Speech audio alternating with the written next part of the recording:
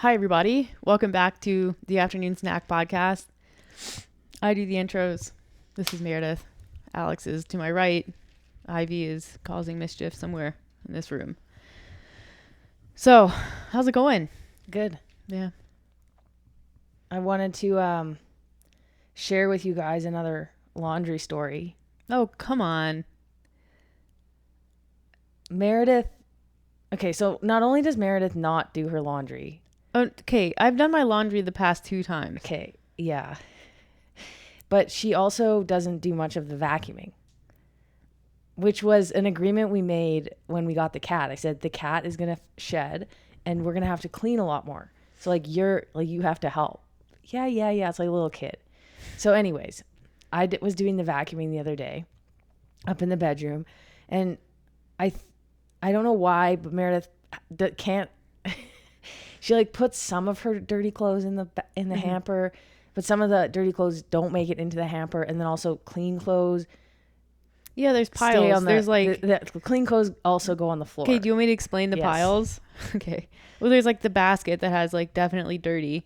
And then there's like the gym clothes pile, which is like these are still kind of sweaty, therefore I don't want to put them in the dirty clothes. And then there's Why not? I don't know, like so they dry. I don't know. I sometimes think like piling sweaty clothes on top of, and then like they just get like I don't know, just what I do. Okay. I don't know. I don't have a good explanation for that. And then there's Figured. Yeah, it's just the way I do it. And then there's the still clean, like maybe a sweatshirt or something, because like my closet's in the other room, and so sometimes if I know I'm gonna wear it in the morning, I just put it in the clean pile. Yeah. Which is also where jeans go. And then there's the like kind of dirty but might wear again pile. So it's like the undecided. This is the person who hates doing laundry. Yeah. This is their technique. Mm-hmm. And sometimes the sweater goes into that pile if it's like going on day 3 of being worn or something like that. That's the piles. All right. So what I do when I vacuum is I like put my hamper on the bed, and then I have to collect all of Meredith's piles and put them in her hamper to get them off the floor and onto the bed. It's the easiest way to do it. And I just don't give a shit what the piles are.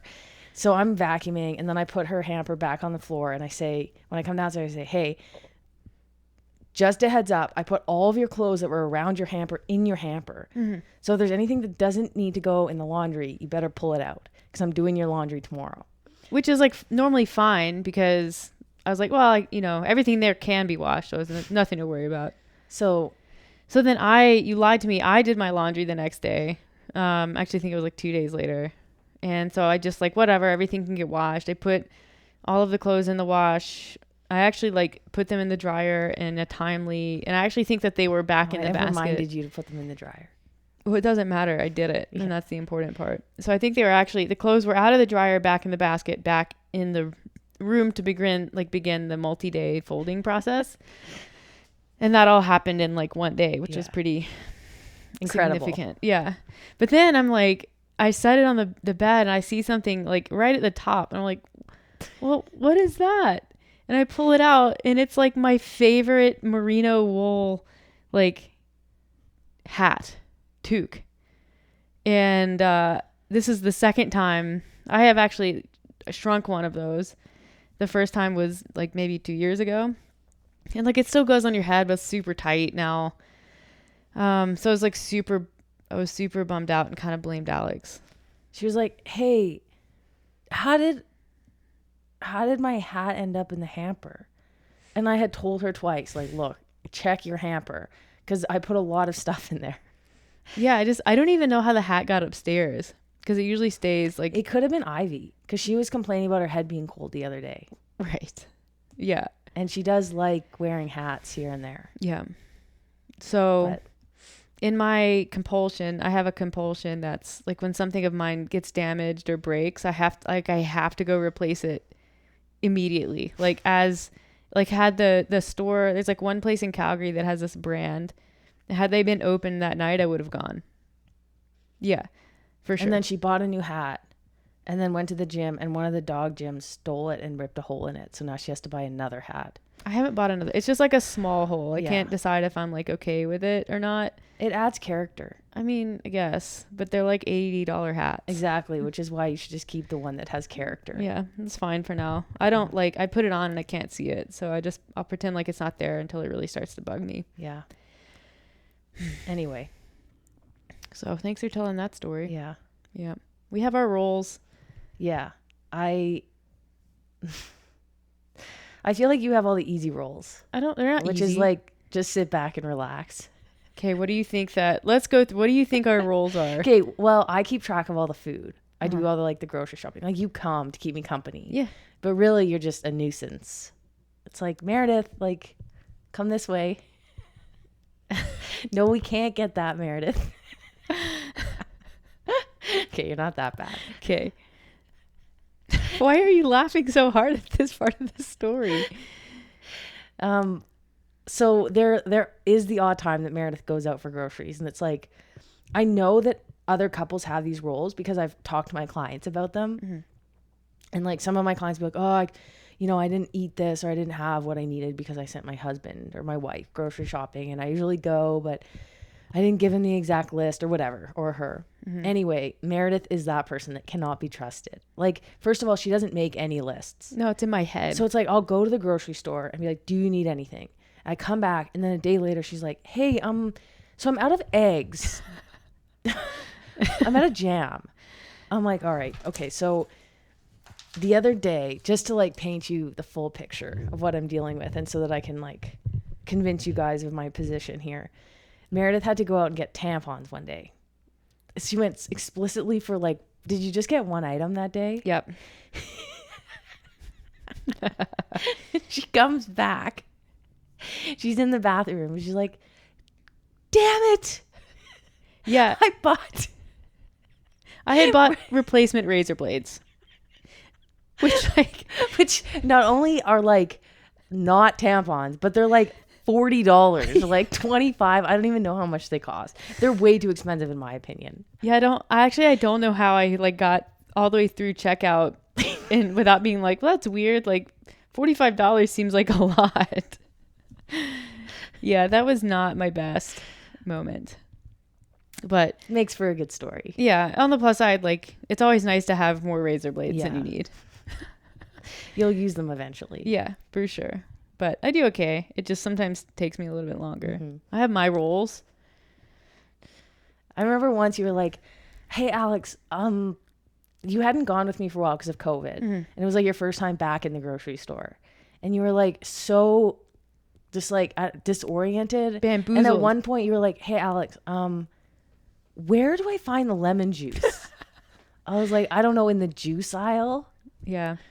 I've never been great in grocery stores. Like it No. took me, I went the other day without you and it took me solid like 10 minutes to find the rice cakes. But those are in a different place in every Yeah, store. those are so- tricky.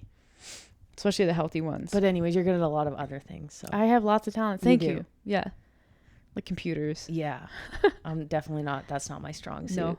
Yeah. Okay. Well, is like Meredith bashing hour over? Yeah. Can we get on with it? I don't know. People seem to like the old laundry story that we told a Yeah. couple episodes ago, so I wanted to elaborate on it. I told you the laundry was going to be relatable. Yeah. You didn't believe me. You think I'm the weird one. You're the weird one. Yeah. So anyways, we wanted to talk today. I am someone who's very convinced by information that's out there. And we've talked about this on the show before. So there's always this disconnect for me. Like if we have so much information, why do people still struggle to change their behavior? And so, I think there are a lot of reasons for that. And we're going to kind of touch on one of those reasons today. And it's, this is all based on a TED talk that we saw a little bit ago by a guy named Doug. No, Lyle. Doug Lyle. Doug Lyle. Yeah, not Lyle McDonald. Yeah. Doug Lyle, Lyle who's McDonald is another expert in the field of nutrition. yeah, super good follow. Mm-hmm. But Doug Lyle is a behavioral psychologist, and he did this talk, and so we're gonna kind of like briefly run through it and then sort of break out our own discussion. But at the beginning, he's talking about this species of bird, and in the bird's natural habitat, it's like it exhibits this super strange behavior of catches insects, and the male birds impale the insects on thorns. So they're like where they nest or where they live, there's all these like bushes with thorns with like bugs stuck on them, which is kind of a weird thing to see in the wild. Like it's a little bit unusual. And then he asks the audience, like, why do you think the male bird does this? And someone kind of jokes and he's like, sex. And he's like, that's exactly it. It is. And it's, it's so that then the female bird comes and flies through the area and it finds the bush with the most bugs stuck on thorns.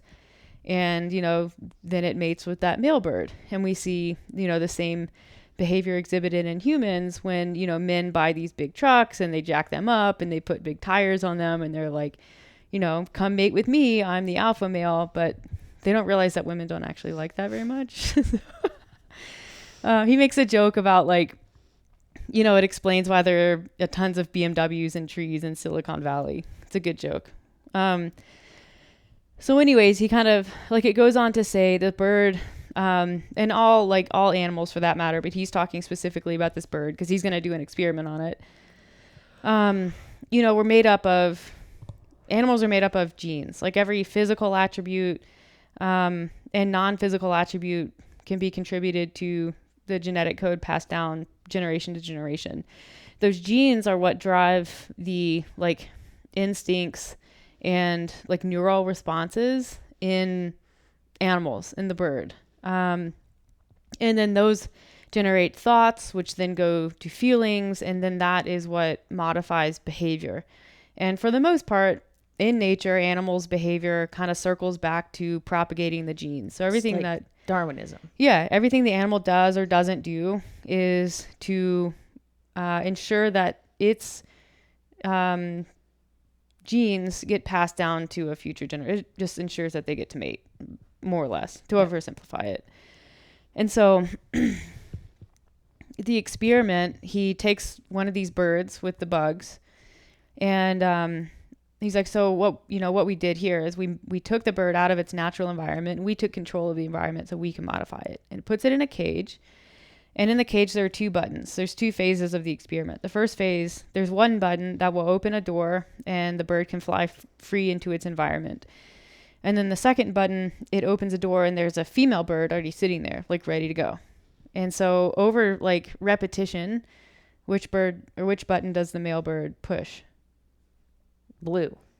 Obviously the button that opens the door to the female, because, the bird is essentially, has three things that motivate it. It's the, pleasure, food, sex, it's pain avoidance, and energy conservation. So it's going for the most pleasure with the least amount of energy. Sure, like if it goes into its natural environment, like it can probably find a female bird and probably mate with it, but it's more work. And it knows that.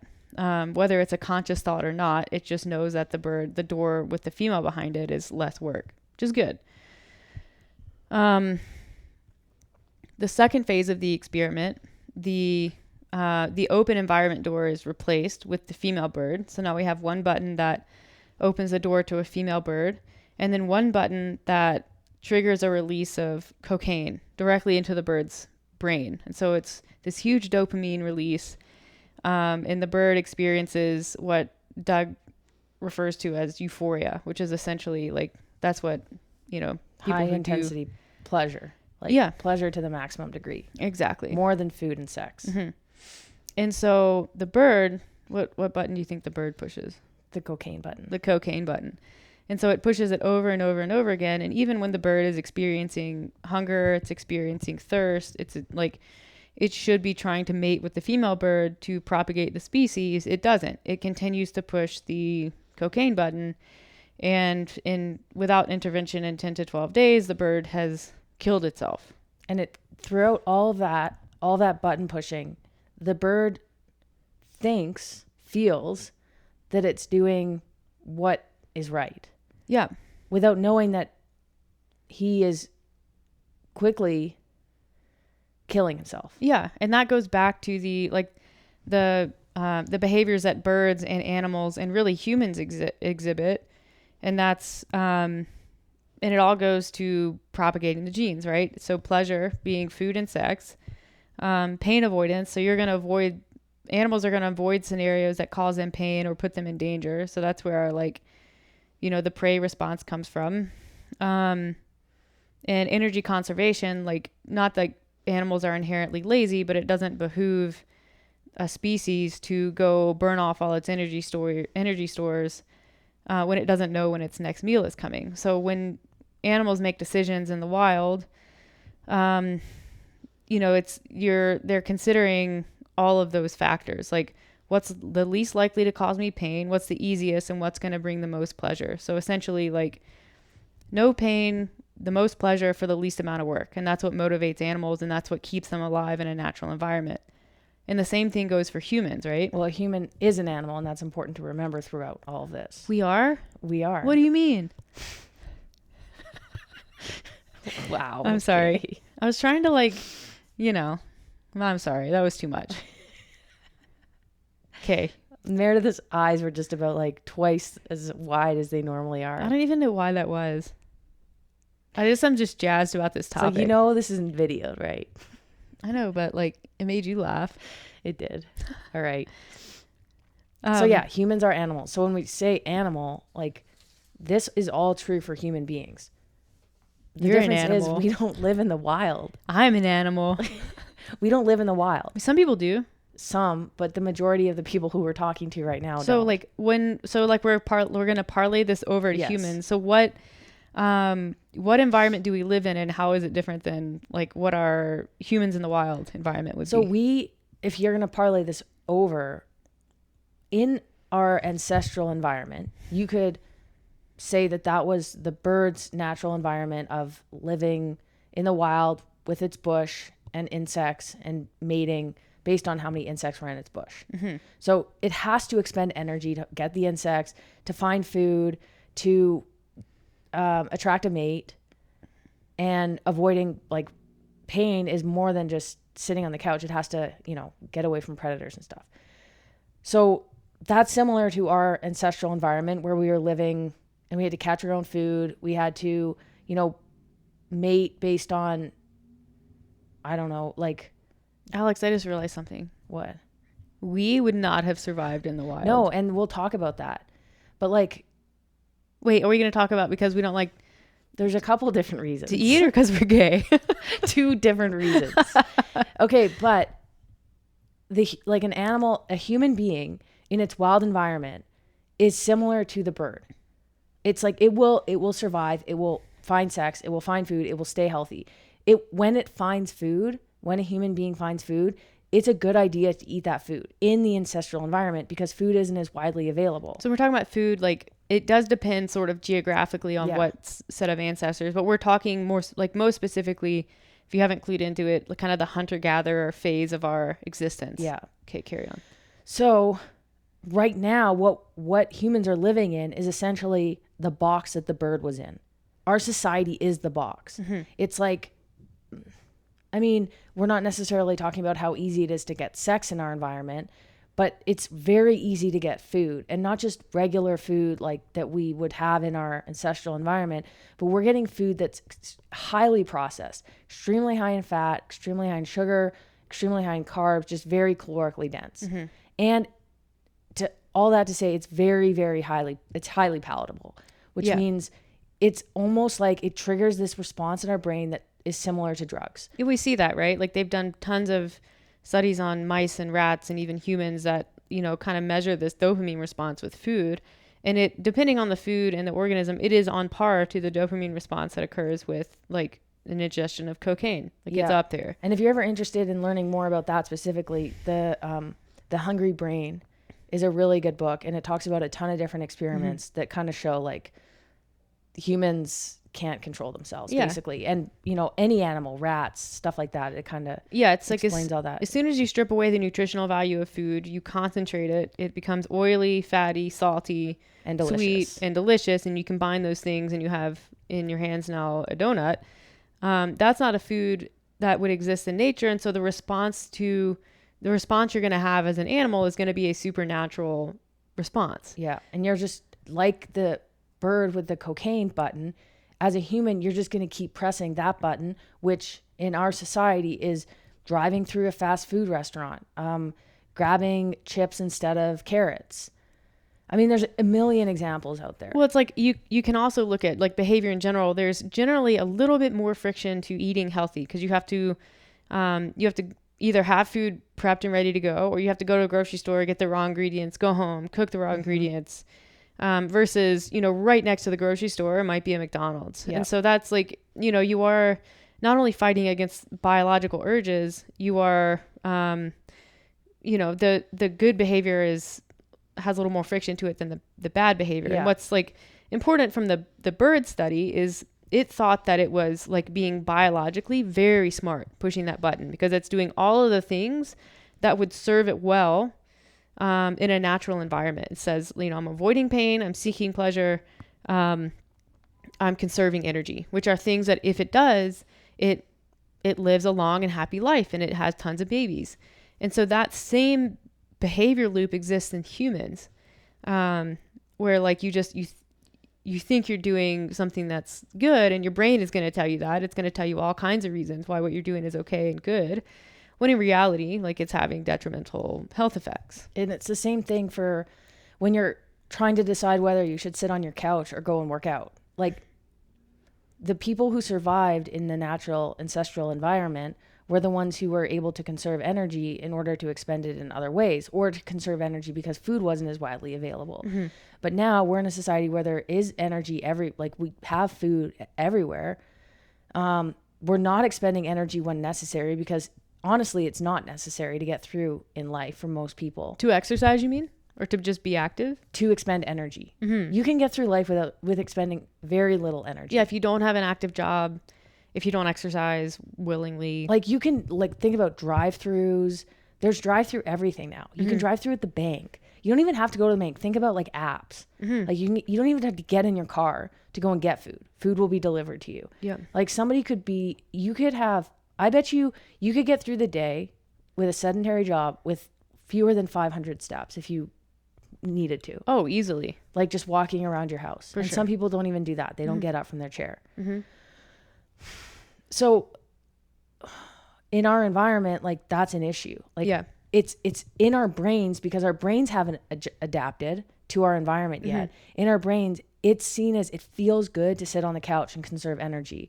But in our environment, it's not good. It doesn't actually help us. Yeah. It does the opposite. Because we're not having to go get our food or expend any energy otherwise. Yeah. And so like what Doug gets into next is what he calls the pleasure trap. And he's got a book that's all about this. And we're going to oversimplify the concept. But essentially it talks about, the way that food exists naturally. We're supposed to have a medium enjoyment of our food. And that's like, eating relatively bland, unprocessed, plant-based, kind of that type of eating.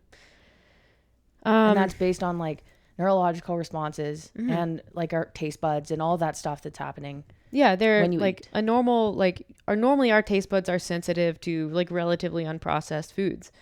Fruits, vegetables, things that come straight from the ground, animals that come, like you'd cook the animal, I guess. So it always tastes better cooked. Yeah. So he's got this sort of these 5 phases that he describes this phenomenon in. And the first phase is, we're just eating a normal, like plant-based, whole foods-based diet. Nothing super special about it. Nothing super highly palatable about it. Just normal food. In the second phase, we introduce ultra-processed, calorie-dense, salty, sweet, kind of the modern American diet, which is what we know a lot of people eat, right? Fast food, ice cream, junk food, chips, things that taste super good. And what that does is the receptors in our brain just go crazy, right? Super sensitive, just it tastes so good. And so now we're at this like very high level of enjoyment of our food because it's so delicious and it's so different from food that exists naturally. Yeah. But I'll tell you a little story to paint the picture. I don't eat very much like unhealthy food. I don't eat especially now since we've cut out M&Ms. But I don't eat very much dairy or gluten, which kind of cuts out desserts. But and Meredith's similar, and so is my mom and my dad. So when we go out for dinner, we'll always order a dessert or 2 desserts. Yeah. And usually it's like whatever's the most delicious looking. So oftentimes it's like they have like a molten chocolate cake with ice cream, or I don't know, there's always something with like caramel. Usually contains ice cream and cake in some form. I'm a big fan of banana bread pudding, which is a very underrated dessert. It's like, it's not my favorite, but I know why you like delicious. it. I like creme brulee, for the record. So we always order a couple desserts. And the last time we were out for dinner, it had been a while since we had been out for dinner because of COVID. The dessert came, and it was like 2 medium-sized desserts for a decent restaurant. I'm pretty sure we finished those 2 desserts, 4 people, in under 60 seconds. I think we scared the wait staff. We like finished it, all kind of looked up. What happened? But it was like, it was so good. It was like food I had never, like when you describe this phenomenon, I'm like, wow, I've had that. Yeah. One time I had a Timbit, which I've had Timbits in my life before, but again, like I don't eat them very often. It was a birthday cake flavored Timbit. That's the best one. Which is like, it's like a donut and a cake combined. Yeah. How much better can it get? And I like was laughing. It was like I didn't even know this flavor existed. Yeah, and I think that like the cake thing, the COVID, it had been it was like June or July, Yeah. so it had been some months, and like we and we don't eat ice cream very often, so like No. ice cream with like sauce on it. Holy moly! Yeah. So, anyways, that's the response you're supposed to have when you eat. And then you go highly back palatable. to eating normal food, and like you kind of retain sensitivity for that kind of thing. But if a lot of people don't, right? They just constantly, like once a day, have to have something like that, or maybe every meal is like that, and so. Your body doesn't like to respond to things in like a very, like it doesn't like to have this super elevated, super high response to any particular stimulus. And so what happens is you start to adapt neurologically. And so this is what we've talked about in the past with dietary habituation, and habituation can be used for any stimulus. So like you were telling me the other day, the story about your stockings. Yeah. So I went to this private school. I was taking psychology AP. And we had to wear these high socks. What kind of, so it was like high socks with a skirt? Yeah, with a kilt. Was it a plaid? It was. That's hot. So we had to wear high sock, like knee highs, I guess they were called. And any type of knee high sock, they kind of are tight at the top to make sure they stay up, like even a ski sock and stuff. And sometimes when you put them on, you'll notice, my psychology teacher was teaching us about neurological habituation. And she said, like, for example, and I still remember this, even though it was so many years ago, grade 12, that she said, like, for example, your socks, when you put them on this morning, you probably noticed them being very tight on your leg, or feeling them on your leg, or feeling the elastic. So itchy. Yeah. She goes, but right now sitting here, like, you've been wearing them for 5 hours now, and you haven't noticed them once. And now you're maybe noticing them again, but only but it's because you've adapted. Yeah, sensory. And it's the same thing when you walk into someone's house and you smell something, but then you adapt to it. Like if they've got food cooking or like a candle, and you're like, you walk in and you're like, oh, that smells or nice. Like if you had that friend when you were a kid and you walked into their house and it smelled like weird. Yes. Everyone had a friend that had like a weird I like smell. distinctly remember the house. It's like, what is that smell? And it wasn't like bad. I just couldn't it didn't was smell like food, something. but not. Yeah. Like, anyway, but after you spend, you're playing Nintendo for 2 hours, you don't notice the smell anymore. Yeah, it's the same. So Yeah. essentially, yeah, I remember that house. I bet you everyone listening is like, I had that friend. I know that friend. Her name was Haley. That was made up. Her name wasn't actually Haley. Yeah. So anyways, yeah, the exact same thing happens with our diet. And so essentially, and I'm going on a tangent here. This is why the ketogenic diet works, or like the carnivore diet. This is why people, when they switch, they're like, oh my God, I lost 30 pounds. It's because like you get tired of eating the same things. And when you're on a limited diet and you're like, I can't eat that, I'm on the carnivore diet, you just don't eat. And so now, like, a byproduct of dietary habituation is a calorie deficit. In this case, a byproduct of dietary habituation is that you're going to continue to seek out highly palatable foods, because now your baseline for flavor and food enjoyment has returned to the same level that it was when someone was eating healthy food. So to like for visual people, there's like a straight line that's healthy food, then it goes up for our like highly palatable food, and now still eating highly palatable food, it comes back down to a baseline level, and your body's doing that on purpose.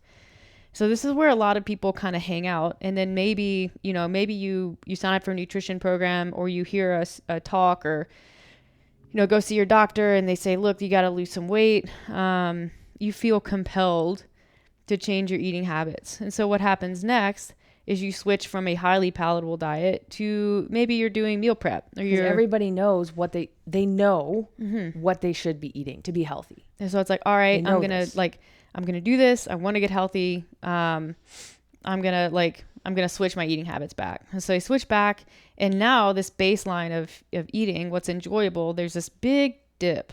And so there's a very low level of food enjoyment, like low, so low that your body's screaming at you to go eat that highly palatable stuff again. Because it's not getting any stimulation. Right. Nothing, no pleasure. Yeah.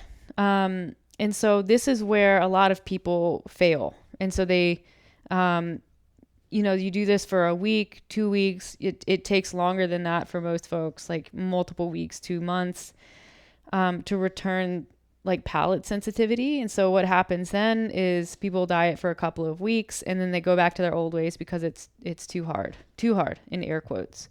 But really it's just it's your own biological system that has pivoted 180 degrees. So instead of reinforcing good behavior, it's now reinforcing bad behavior, because doing the wrong thing feels like the right thing according to your brain, and doing the right thing feels depressing and feels wrong because it's like, I'm not enjoying this at all. I'll just go back to eating what I should. And so this is kind of where having some like tools in place or systems, or like working with an expert, can be really helpful. So they, like Doug talks about specifically like how to reset sensitivity, and they use some weird stuff. Like a really easy one that sometimes we recommend is sticking to drinking only water. So even if you're doing like BCAAs or flavoring in your water, just cut that stuff completely out. Drink only water. And that helps. That alone will kind of help restore some sensitivity.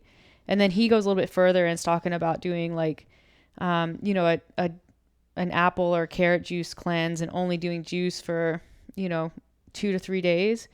And the reason for that is he explains is a surefire way to return sensitivity to a system is to deprive that system for a period of time. It has absolutely nothing to do with detox. No, it has everything to do with the brain. It's essentially, though, you do that for 2 to 3 days, and then you go eat a normal meal that consists of mostly plants, lean protein, unprocessed carbohydrates, and it's going to taste way better than it would have prior to doing that like juice cleanse. And I'm using the word cleanse because that's what he used. I don't like that word.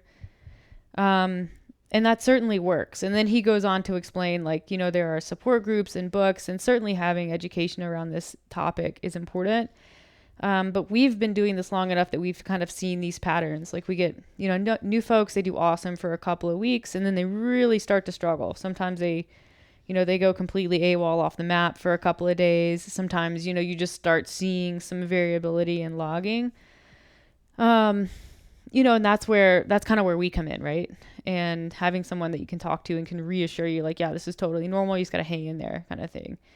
I don't know. And then you usually see people, like, once they get past that initial, like, the month, 6 week, 8 week mark, where they've really made a habit out of eating mostly whole foods, it becomes so much easier. Yeah. And on top of that, the motivation from feeling better and looking better, usually, also is additive to help them kind of push forward. Yeah, which makes sense, right? Like usually anytime someone starts a diet or fitness program or hires a coach, there's all this upfront motivation, and that's awesome. That's going to keep you rolling for a couple of weeks. Like sometimes I get clients and they're like, however many pounds overweight, or they feel bad or whatever. And then I give them their macros, and we give them the whole plan that explains like healthy food and kind of what you should look for at the grocery store, blah, blah, blah, how to start off. And then I look at their logs after a week. I'm like, man, this person is like, they have a really clean diet. Like I wonder how are they 30? And then it's a couple weeks later, or you talk to them like, hey, is this like reflective of the way your diet was before we started? And they're like, yeah, nope.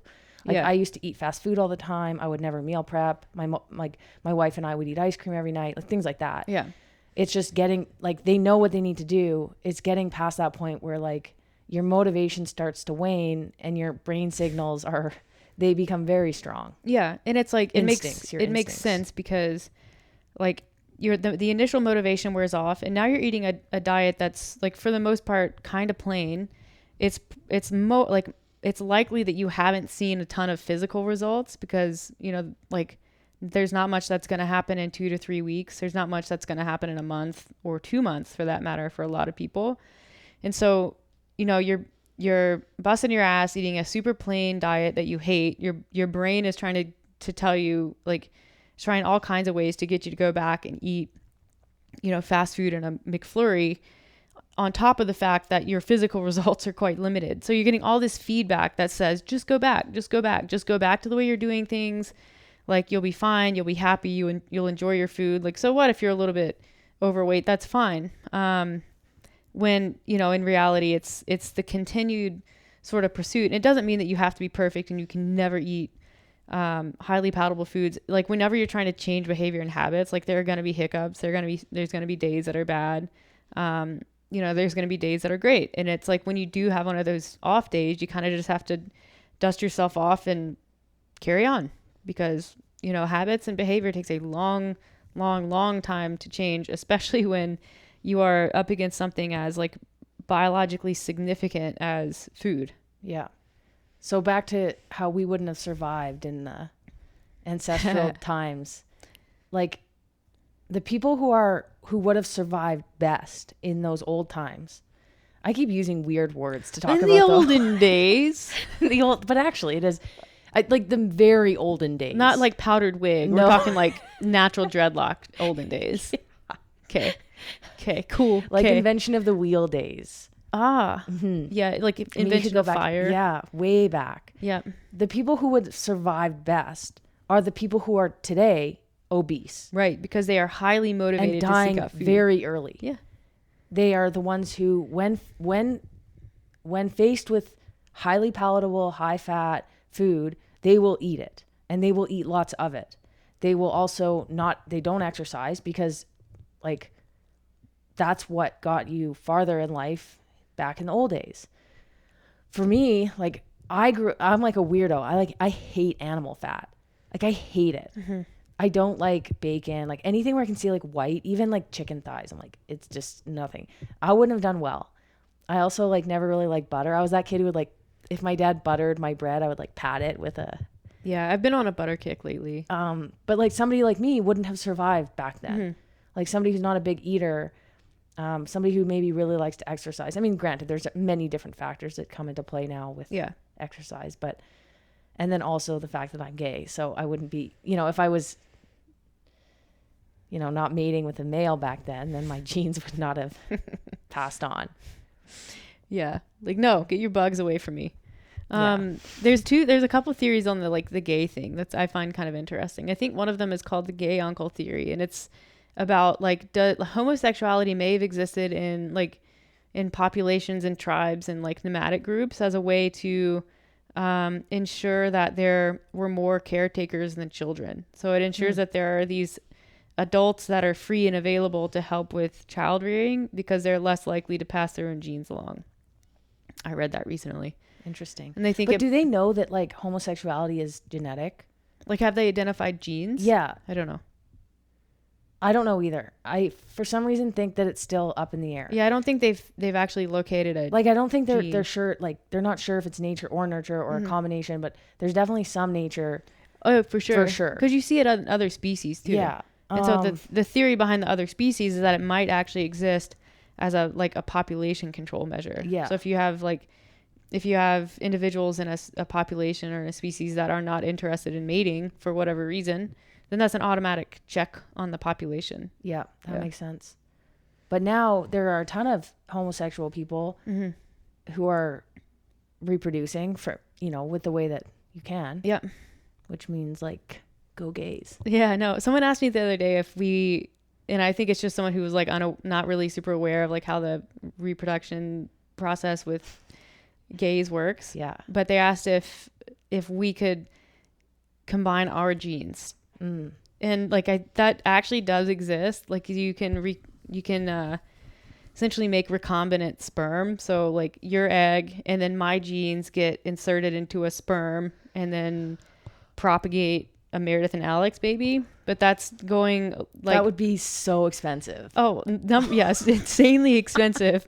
But also it's like right now there's an ethical line that's like, yeah, that's not really cool, which I can respect because we can't, we can clone animals, but so far, like, we haven't cloned a human and we shouldn't. But that's not really cloning. No, but it's legit genetic engineering. Okay, yeah. Like straight up, which is not not something that is considered to be an ethical practice. So they haven't figured out how to do it in a scientifically ethical way. That makes sense. Yeah. So, good question, but no, we can't have a Meredith and Alex baby.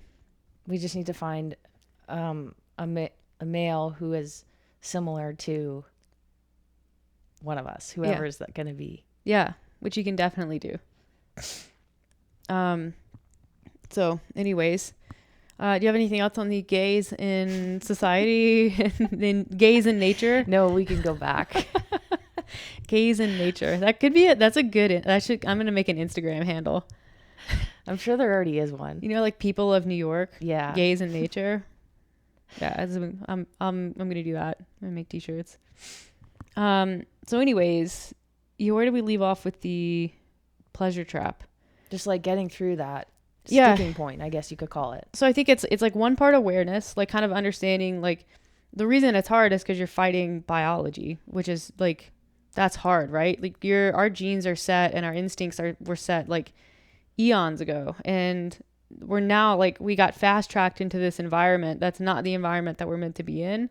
So we're simply responding in the way that our genes want us to respond. But like with the bird, when you control the environment, and like for the bird, and take it away from what's natural and put it into something that's not natural, like the bird eventually kills itself. And not saying like that's destined to happen for humans. It certainly does happen for some people, and you see the same behavior with with drug use and alcohol and overeating to an excessive degree. So for sure it happens.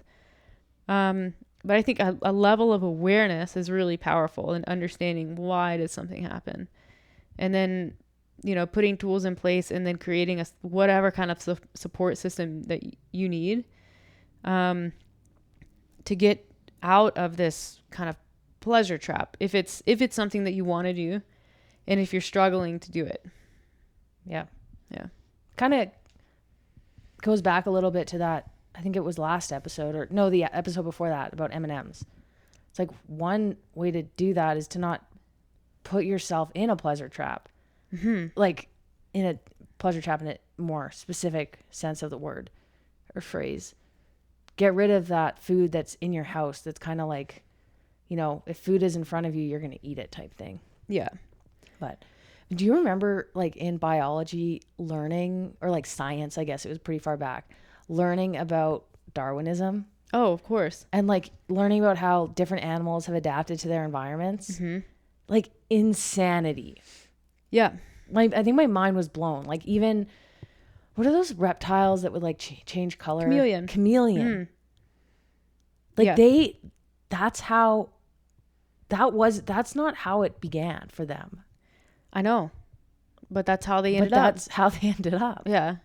It's interesting. Like evolution's super cool. And you can even look at like domestication of animals as like another example of how quickly things can change. Like there's this, like Ivy, she wouldn't survive in the wild. But apparently so cats are much closer to their ancestral like relatives than dogs are. So like when you look at the generations of domestications, dogs are much more domesticated than cats. Yeah. Which kind of explains a lot about cats. I also shouldn't use that example because they aren't really a lot of the times choosing their mates. Yeah. Like bred. But animals. her breed is actually one that's much more similar to its, like it hasn't been overly bred for physical attributes. Apparently like the way she is the way she would be in the wild. Okay. I mean like a little bit cuter. Bad example. Okay. Bad example. Sorry. But chameleon was a good example though. Yeah. But then like there's a specific like species of fox that within 2 generations of domestication develops. So there's a few signs of domestication in canines or in any species actually. So they develop like a piebald pattern. That's one sign. So like a merle or like spotted. They're like domesticated dogs, canines. Their tails start to curl. And then like further down the line, you see the development of like giant and miniature breeds. So even with these foxes, within 2 generations of domestications, had curled tails and were spotted. See, Meredith can't remember to get jam at the grocery store, but she can remember things like this, which I find quite interesting. I think that's a great they are. You have a lot of interesting knowledge to share. I know a lot. You do. About You remember things that don't help. when we were getting our house inspected? Yeah. We were getting our house inspected and Meredith knows, like, I'm not exaggerating here. Meredith knows everything. like practical, impractical. We were getting our house inspected and the house inspector was talking us through all of those things that like run your house. Basically like the beating heart of the house is how he described it. So you got the furnace and all the other things that I don't know. Good job. There's like wires and like pipes. And Meredith like knew all of it and was asking questions and he looked at her. He's like, wow, you know a lot. Which is funny because like your mom jokes about that all the time. Whenever I pipe in about like a car or something, she's like, oh yeah, that's right. I forgot you were a mechanic earlier in your life. Or surgeon. Yeah, I don't know. I just have a weird spongy memory for things that are not frequently useful, but sometimes useful.